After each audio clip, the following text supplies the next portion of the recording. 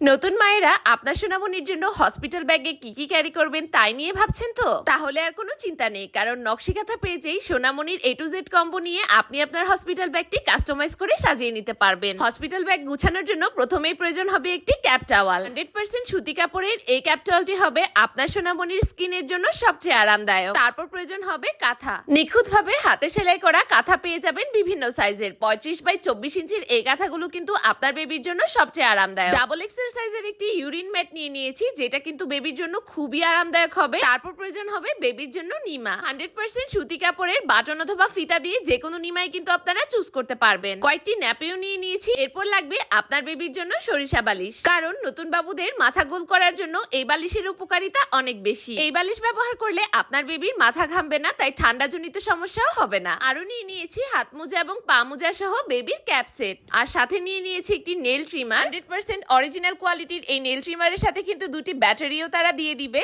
আরো নিয়ে নিয়েছি ব্ল্যাঙ্কেট কোয়ালিটির একটি বেবি ক্যাপ টাওয়াল এবং বেবি বাথ টাওয়াল, যেগুলো আপনার নিউবর্নের জন্য অনেক প্রয়োজন হবে। আর এই সুন্দর ব্যাগটাও কিন্তু নকশিকাঁথা পেজে আপনারা পেয়ে যাবেন। ব্যাগের মধ্যে কিন্তু অনেকগুলো কম্পার্টমেন্ট রয়েছে এবং আলাদা করে ছোট ইউরিন ম্যাট এবং একটি ফিডার রাখার ব্যাগও কিন্তু দেয়া আছে। তাই আর দেরি কেন, আপনার হসপিটাল ব্যাগটিও গুছিয়ে নিতে এখনই যোগাযোগ করুন নকশিকাঁথা পেজে।